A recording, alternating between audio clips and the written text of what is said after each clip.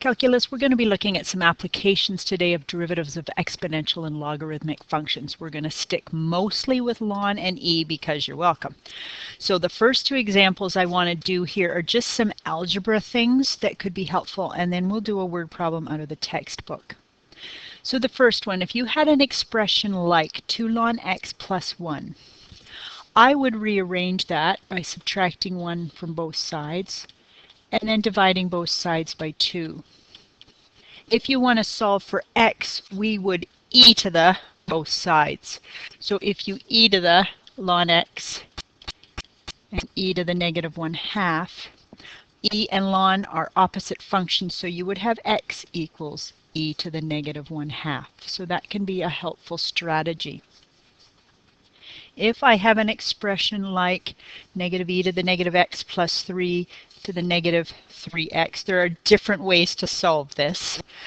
My reaction to that thing is that I have e to the negative x as a common factor. I don't know if that's how your brain would work, but I see that I have 3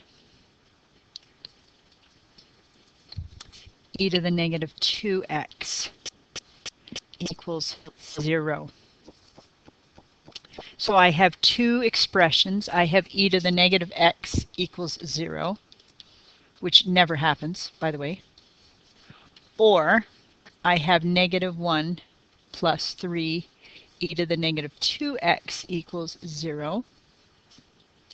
When does 3 e to the negative 2x, when is that equal to 1? We divide both sides by 3.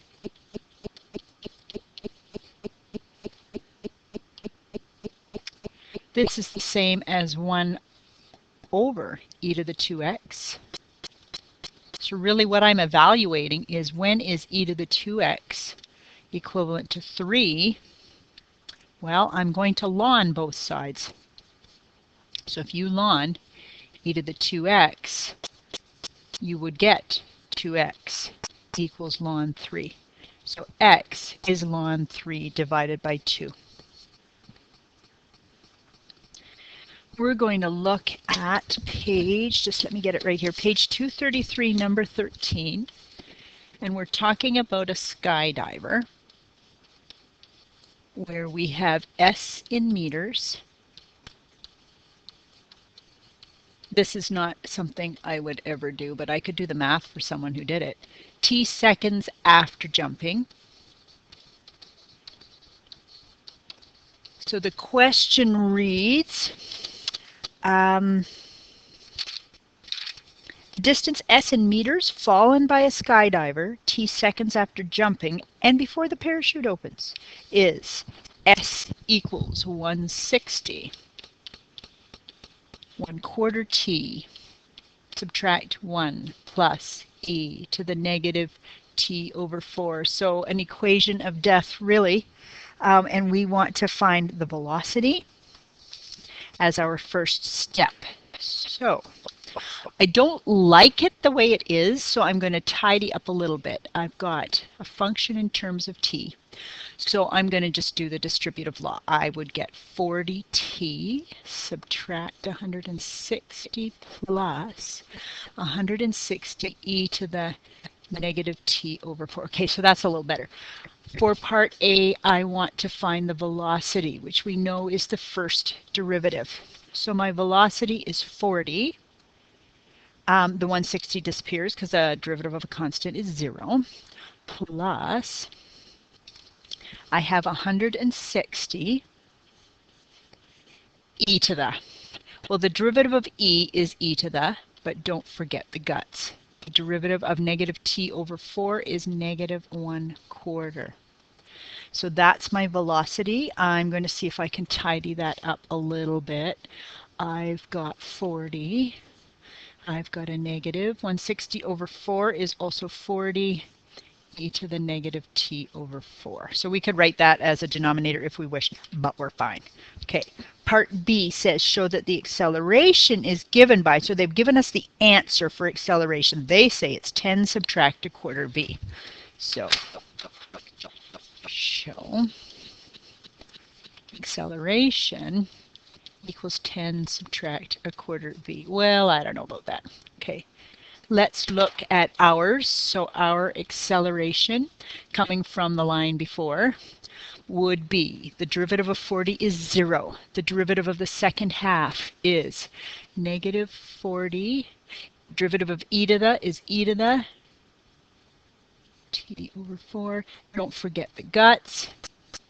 Okay, so we're going to tidy that up a little bit. I've got two negatives, so I've got a positive. 40 over 4 is 10.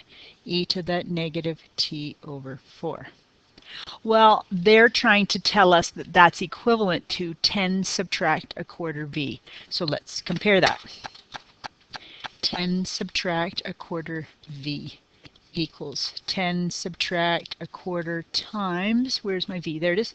40 subtract 40 e to the negative t over 4. Okay. 10 subtract 1/4 times 40 is 10. Add 10 e to the negative t over 4. What do you know? The 10s cancel. 10 e to the negative t over 4. It is equivalent.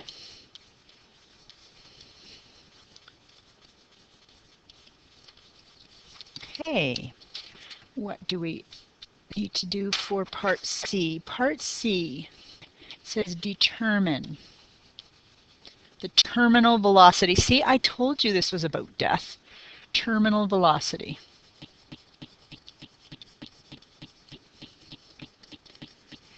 Which is the limit. Oh no.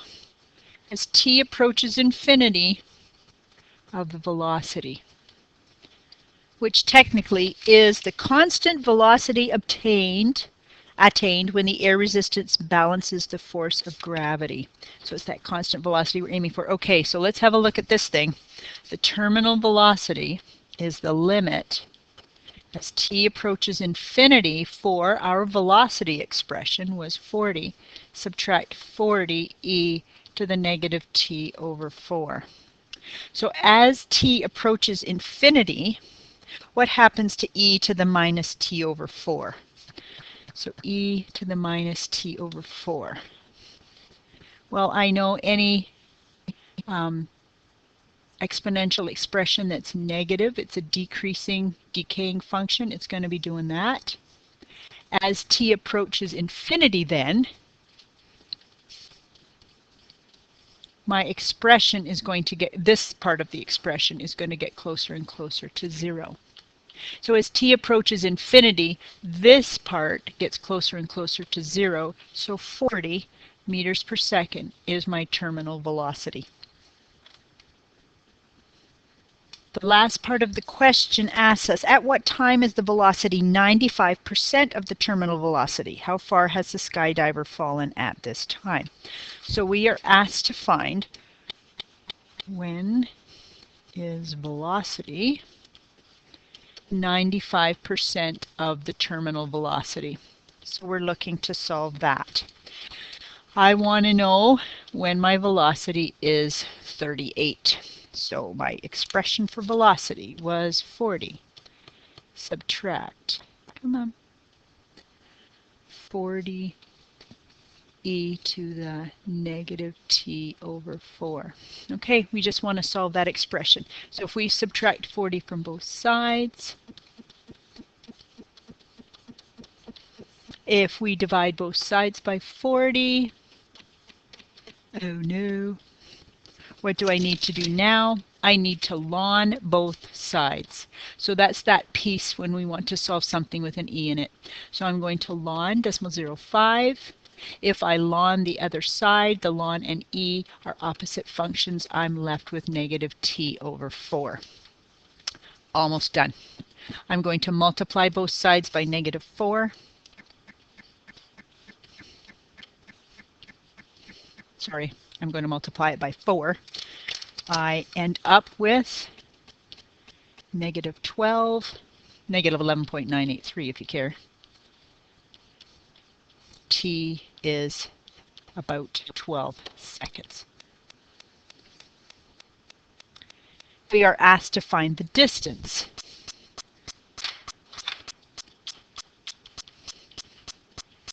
when t is 12 then.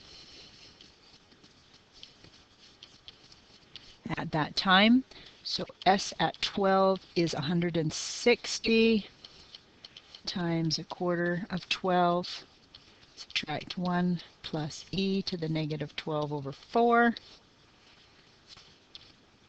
which is 160 times 3. Subtract 1 plus e to the negative 3. Calculator at hand, I have approximately 327.97 meters.